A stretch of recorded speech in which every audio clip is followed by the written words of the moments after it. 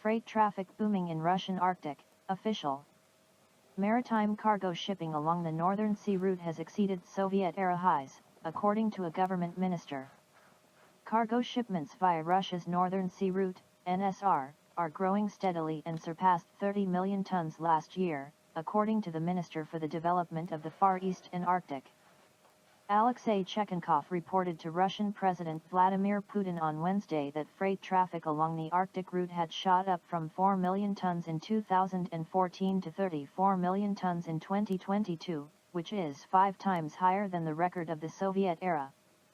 While a number of unfriendly states are trying to revise their previously announced plans for transit along the NSR, we are seeing a growing interest in using the route from China, India, and the states of Southeast Asia, Cherenkov said. According to Putin, who was holding the meeting with members of the government via video link, development of the NSR is a strategic priority for Russia, and could attract participation from foreign partners. Putin added that he had no doubt that Russia will implement all of its ambitious infrastructure projects, similar to the launch of year-round ship traffic along the NSR. The route stretches the entire length of Russia's Arctic and Far East regions, and is expected to become a major trade passage for goods shipped between Europe and Asia. It could drastically reduce transportation times compared to traditional pathways through the Suez or Panama canals. In the Soviet era, it was used mainly to supply goods to isolated settlements in the Arctic. Russia has extensively developed the NSR by modernizing port infrastructure, along with rail and river transport corridors. The authorities expect cargo flows along the Arctic route to reach 80 million tons in 2024, and as much as 200 million tons by 2030. Chinese experience helps poverty alleviation in Uzbekistan. Uzbekistan plans to lift half of its impoverished population out of poverty by the end of 2026. Uzbek officials were keen to learn from China's experiences in poverty alleviation during their recent visit to the country. Over the past 4 decades, more than 850 million Chinese people have risen above the poverty threshold. According to the World Bank's International Poverty Standards, the number of people lifted out of poverty in China accounted for more than 70% of the global total over the same period. The eradication of absolute poverty is a milestone to the improvement of people's livelihood in China, and the country is open to share its experience with the world.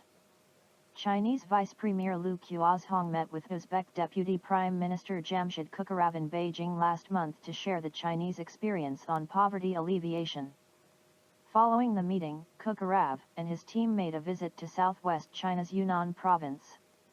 The entourage was able to witness how the area overcame poverty through a series of development measures that are industry-driven, ecology-focused and education-based.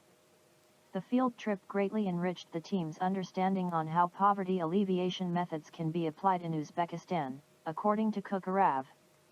China and Uzbekistan have been actively cooperating to reduce poverty and achieved positive results in recent years, which serve as a highlight of the comprehensive cooperation between the two countries, said Wang Wenbin, China's foreign ministry spokesperson on Tuesday. The Uzbek government plans to pilot and popularize China's experience in poverty reduction in all states of the country, indicating the great importance that it attaches to China's experience in poverty relief, Wang said. He added that China is willing to continue strengthening exchanges and cooperation with countries around the world toward poverty reduction, and make contributions to building a poverty-free world.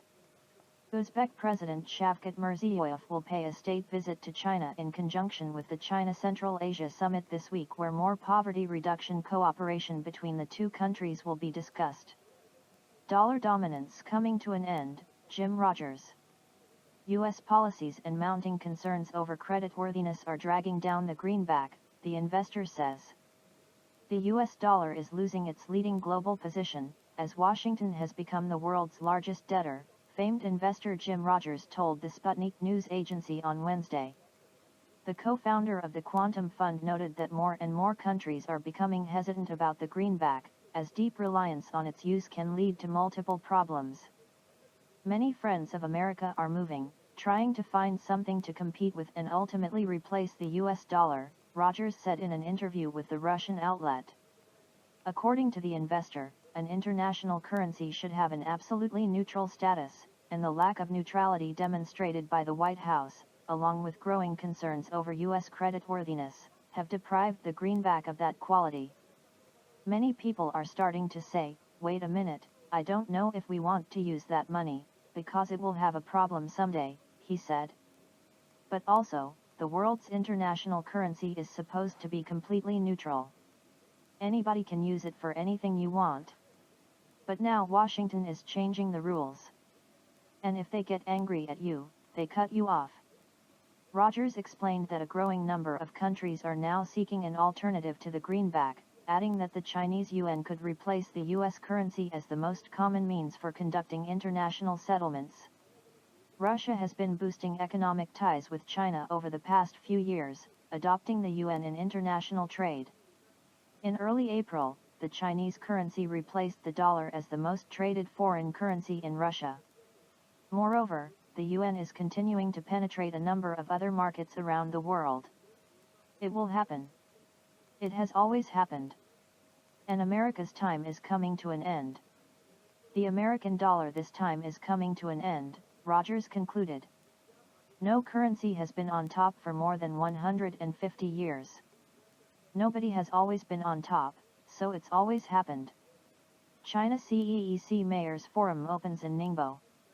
The China Central and Eastern European Countries, CEEC, Mayors Forum started on Wednesday in Ningbo, East China's Zhejiang province. Government officials and representatives from 22 cities of 7 countries in Central and Eastern Europe and 32 cities of 14 provinces in China attended the forum alongside entrepreneurs, experts, and scholars. The theme of this year's forum is green development, and participants shared their experience in green city construction. Ningbo's Mayor Tang Fifan said at the forum that the city will further expand the green and low-carbon industry development and promote sustainable development. Ningbo will also accelerate the construction of Zhejiang's demo zone for China-CEEC trade cooperation and the Ningbo area of the Zhejiang pilot free trade zone, bringing their cooperation to a deeper and higher level. Leave La La Land, Musk slams big tech's laptop class over remote work. When speaking to a U.S. media outlet, Elon Musk laced into the ongoing remote work trend, ushered in by what he called the laptop class of big tech and multinationals during the COVID lockdown era, blasting their hypocrisy for letting it linger on now since service workers have to show up to do hands-on work. Billionaire entrepreneur Elon Musk slammed tech professionals for clinging to their work-from-home fixation and doubled down with some scathing criticism, dubbing them the laptop class living in La La Land, as quoted by the media. Apart from the obvious productivity concerns, he also cited moral reasons. Musk believes that software engineers are being hypocritical, wishing to work from home while expecting service workers to continue to show up in person. He went so far as to mention the fake Marie Antoinette quote, "Let them eat cake." The tech tycoon points to the last queen of France, Marie Antoinette, who advised peasants to eat cake upon learning that they were starving and had no bread. The quote, though known to be a hoax, became the symbol of hypocrisy. Musk concluded his rant with a suggestion that programmers should get off their moral high horse with their work-from-home bullshit. The remote work trend became mandatory amid the COVID lockdown, and many got accustomed to it. However, as productivity shrank and investor appetites grew, many tech companies started actively urging their employees to return to the office. When Musk bought Twitter in the fall of 2022, he immediately banned working remotely and stated that employees must be present in the office for 40 hours a week. Under Musk's leadership, Twitter experienced many changes, starting from paid verification check marks and unveiling a For You section of the newsfeed, and ending with the disclosure of the now renowned Twitter files. The latter is a trove of documents that revealed the unpleasant truth about the platform collaborating with the U.S. government and whitewashing deep state censorship. ChatGPT chief, artificial intelligence should be regulated by a U.S. or global agency. The head of the artificial intelligence company that makes ChatGPT told Congress on Tuesday that government intervention will be critical to mitigating the risks of increasingly powerful AI systems. As this technology advances, we understand that people are anxious about how it could change the way we live. We are too, OpenAI CEO Sam Altman said at a Senate hearing. Altman proposed the formation of a U.S. or global agency that would license the most powerful AI systems and have the authority to take that license away and ensure compliance with safety standards. His San Francisco-based startup rocketed to public attention after it released ChatGPT late last year. The free chatbot tool answers questions with convincingly human-like responses. What started out as a panic among educators about chatbots used to cheat on homework assignments has expanded to broader concerns about the ability of the latest crop of generative AI tools to mislead people, spread falsehoods, violate copyright protections and upend some jobs. And while there's no immediate sign Congress will craft sweeping new AI rules, as European lawmakers are doing, the societal concerns brought Altman and other tech CEOs to the White House earlier this month and have led U.S. agencies to promise to crack down on harmful AI products that break existing civil rights and consumer protection laws. Sen. Richard Blumenthal, the Connecticut Democrat who chairs the Senate Judiciary Committee's Subcommittee on Privacy, Technology and the Law, opened the hearing with a recorded speech that sounded like the senator, but was actually a voice clone trained on Blumenthal's floor speeches and reciting chat-written opening remarks. The result was impressive, said Blumenthal, but he added, what if I had asked it, and what if it had provided an endorsement of Ukraine surrendering or, Russian President, Vladimir Putin's leadership? The overall tone of senators' questioning was polite Tuesday, a contrast to past congressional hearings in which tech and social media executives faced tough grilling over the industry's failures to manage data privacy or counter harmful misinformation. In part, that was because both Democrats and Republicans said they were interested in seeking Altman's expertise on averting problems that haven't yet occurred. Blumenthal said AI companies ought to be required to test their systems and disclose known risks before releasing them, and expressed particular concern about how future AI systems could destabilize the job market. Altman was largely in agreement, though had a more optimistic take on the future of work. Pressed on his own worst fear about AI, Altman mostly avoided specifics, except to say that the industry could cause significant harm to the world and that if this technology goes wrong, it can go quite wrong. But he later proposed that a new regulatory agency should impose safeguards that would block AI models that could self-replicate and self-exfiltrate into the wild, hinting at futuristic concerns about advanced AI systems that could manipulate humans into ceding control. That focus on a far-off science fiction trope of super-powerful AI could make it harder to take action against already existing harms that require regulators to dig deep on data transparency, discriminatory behavior and potential for trickery and disinformation, said a former Biden administration official who co-authored its plan for an AI Bill of Rights. It's the fear of these super-powerful systems and our lack of understanding of them that is making everyone have a collective freak-out, said Suresh Venkatsubramanian, a Brown University computer scientist who was Assistant Director for Science and Justice at the White House Office of Science and Technology Policy. This fear, which is very unfounded, is a distraction from all the concerns we're dealing with right now. OpenAI has expressed those existential concerns since its inception. Co-founded by Altman in 2015 with backing from tech billionaire Elon Musk, the startup has evolved from a non-profit research lab with a safety-focused mission into a business. Its other popular AI products include the image maker DALL-E. Microsoft has invested billions of dollars into the startup and has integrated its technology into its own products, including its search engine Bing.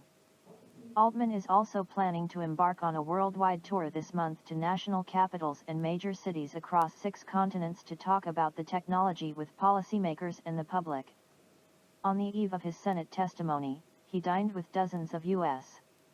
lawmakers, several of whom told CNBC they were impressed by his comments.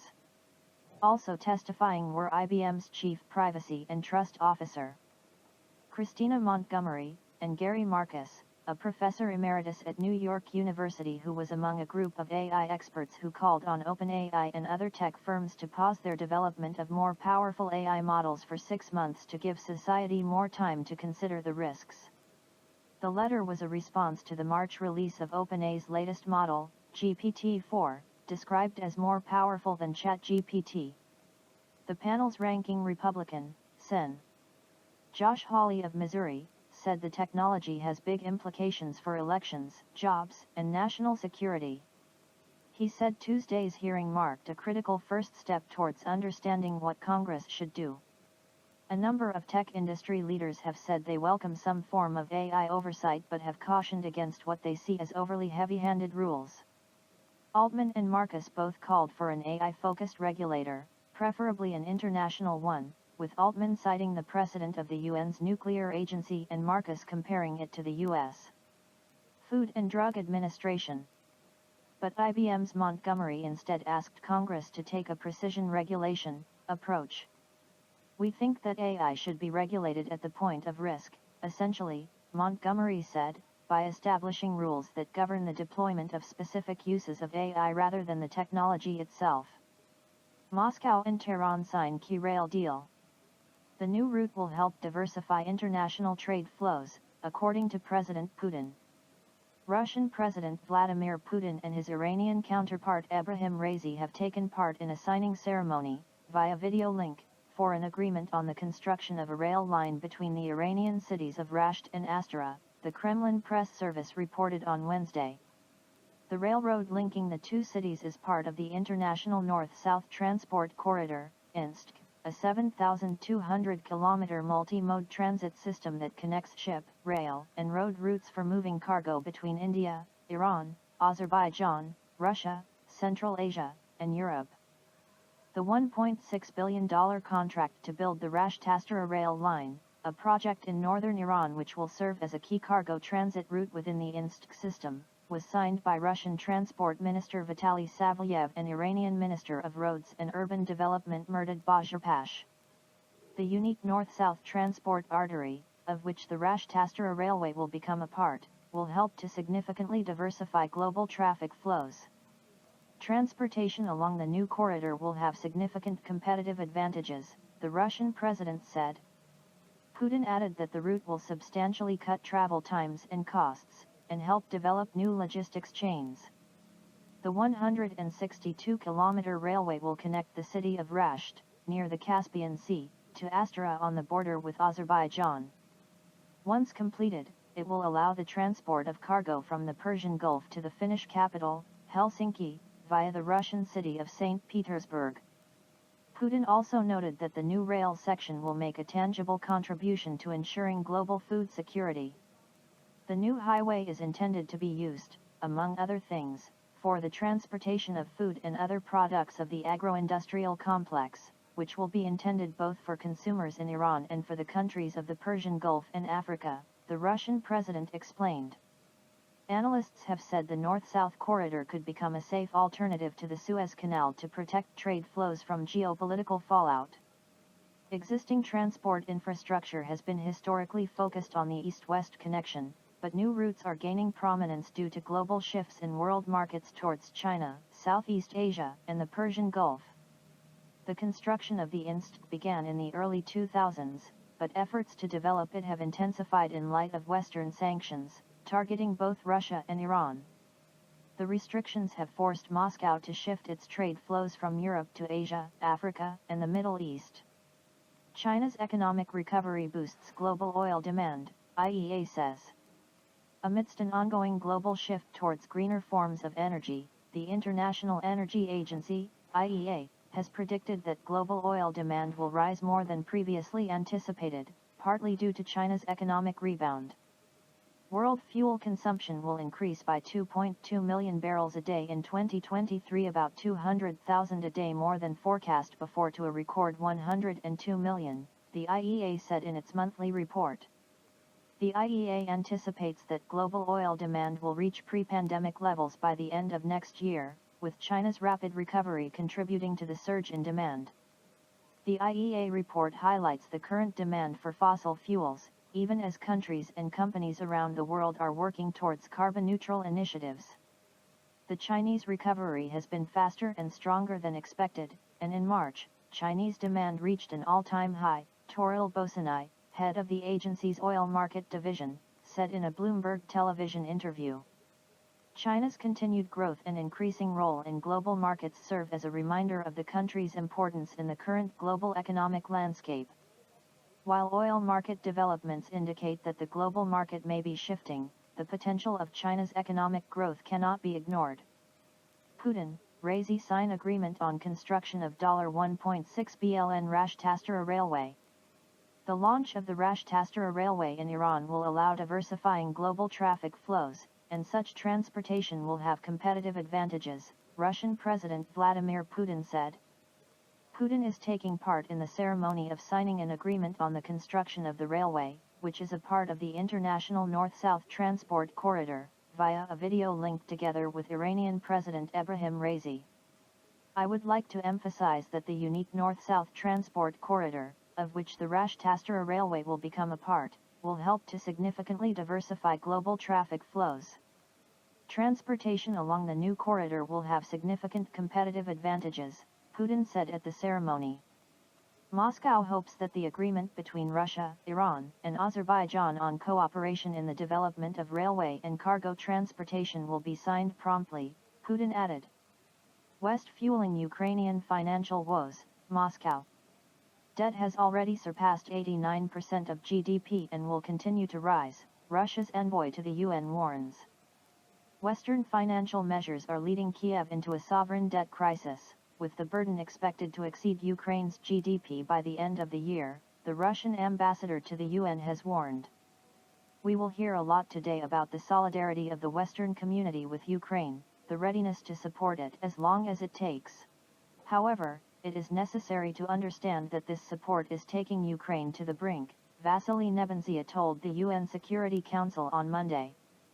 Its foreign debt surged to a record $132 billion, or 89% of GDP in 2022. It's estimated that by the end of this year it will exceed 100%. The Russian envoy added that the enormous funds allocated to Ukraine by the IMF, the EU, and the US are driving that country into a debt pit, cautioning that ordinary Ukrainians will have to repay the debts. Commenting on Kiev's agreement with US financial company BlackRock to launch the Ukraine Development Fund, Nebenzia noted that the American firm will be in charge of managing the finances. What essentially is happening under the guise of attracting private investment for large-scale projects in key areas of the economy, is a transfer of state sovereignty to external corporate management of the world's largest investment fund headquartered in New York, the diplomat stated.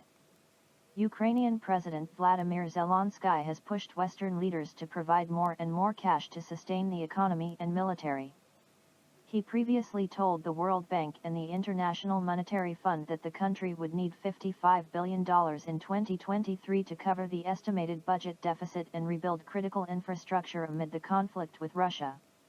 Ukraine has already deferred payments until 2024 on more than $20 billion of debt held by international investors. It is set for foreign debt restructuring next year, with G7 creditors claiming they would only extend their grace period for Ukrainian debt if private creditors agree. The nation's budgetary shortfall is estimated to surpass $43 billion in 2023 alone. Russian oil exports soaring, IEA. Almost 80% of crude has been rerouted from the EU to India and China, the agency reports. Russian oil exports reached a 14-month high in April, with the lion's share going to Asian markets amid Western sanctions, the International Energy Agency, IEA, reported on Tuesday. Crude shipments increased by 50,000 barrels per day, BPD, to 8.3 million BPD last month. The report suggests that a planned Russian oil production cut has not been fully implemented, something Moscow has denied. In February, Russia pledged to voluntarily reduce oil output by 500,000 BPD starting in March. The move came in response to sanctions, while Moscow also halted sales to buyers that comply with a Western-imposed price ceiling of $60 a barrel. Russia's oil trade revenues were up by $1.7 billion on the month, reaching $15 billion in April, according to the IEA. Almost 80% of crude shipments flowed to China and India, it added. Indeed, Russia may be boosting volumes to make up for lost revenue, the agency said in its monthly oil market report. Soaring exports have been viewed by some experts as a successful Russian policy of redirecting supplies to new buyers after the EU and G7 countries banned oil and petroleum products from their markets. Western sanctions have resulted in the biggest ever reshaping of the global energy market as Russia has rerouted most of its oil to Asia over the past year. Russia seems to have few problems finding willing buyers for its crude and oil products, frequently at the expense of fellow OPEC Plus members in the two-tier market that has emerged since the embargoes came into force, the IEA suggested. Russian Deputy Prime Minister Alexander Novak earlier revealed that Moscow will reroute more than 60% of its oil and petroleum products exports from the EU to Asia this year. According to the official, of the 220 million tons of crude and refined products previously destined for the EU, Russia will reorient 140 million tons to Asia. At the same time, Moscow's monthly crude export revenues were 27% lower in April compared to the same month last year, partly due to lower global energy prices, according to IEA estimates. Russia has also been offering its crude at a reduced price, contributing to lower revenues. However, that discount has reportedly begun to narrow with growing energy demand in Asia. China's demand recovery continues to surpass expectations, with the country setting an all-time record in March at 16 million BPD, the report states. China's emergence from COVID restrictions is expected to lift global oil demand this year. The IEA raised its forecast by 2.2 million BPD to 102 million BPD, noting that China would account for nearly 60% of the increase. First Russian bank opens in Iran. Moscow and Tehran have been strengthening ties in the face of Western economic sanctions. Russia's second-largest bank, VTB, has opened a branch in Iran, the country's trade promotion organization, TPO, announced on Twitter on Tuesday. VTB is the first-ever Russian bank to offer services in the Islamic Republic, according to TPO head Alireza Pimenpak. The majority state-owned bank will promote trade transparency and play a role in transferring part of its foreign exchange earnings to the banking network, Pimenpak added in his tweet. Last December, VTB launched a service allowing both individuals and businesses to transfer money to and from Iran. It was one of the first Russian banks to be excluded from the SWIFT global payments system over Moscow's military operation in Ukraine. Russia and Iran have recently started to deepen their economic and energy ties to counter Western sanctions faced by both countries. Italian exports to China surge inexplicably, Bloomberg. Volumes have tripled over the past year, led by pharmaceuticals, the outlet has reported. Italian exports to China have tripled over the past year, with shipments in February alone surging by 131% year-on-year, with no evident reason for the jump, according to Bloomberg. Supplies of Italian goods to China rose above €3 billion, $3.3 billion, in February, substantially up from the roughly €1 billion, $1 billion, Italy exported last February, the outlet wrote on Monday. Data provided by Bloomberg shows that the bulk of the exports were pharmaceuticals in the very specific segment of medicaments consisting of mixed or unmixed products for therapeutic or prophylactic uses, put up in measured doses. Almost two-thirds of Chinese imports in February consisted of goods from this segment, which were worth €1.84 billion, $2 billion, compared to just €98.5 million, $107 million, a year earlier. There has been some speculation in the Italian media that the surge could be driven by demand from Chinese consumers for an Italian generic liver drug containing a UDCA chemical that's rumored to prevent COVID. Following China's sudden abandonment of its zero-COVID policy, the virus may have been spreading rampantly across the country, which could be one reason behind the jump in drug imports, Bloomberg suggested. It's likely demand for medicines from China, a director at Eurasia Group, Peter Ciretti, explained.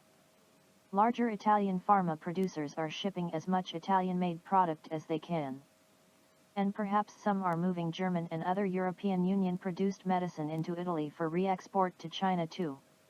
However, Italian Industria Chimica Emiliana, the world's top producer of UDCA, has annual sales of around €300 million, $326 million, which is well below overall Chinese imports, the outlet said. Moreover, China's import data provides little sign that these pharmaceuticals were delivered en masse, the article states. Adding a layer of mystery to the export boom is the fact that it comes amid a cooling of relations between Rome and Beijing.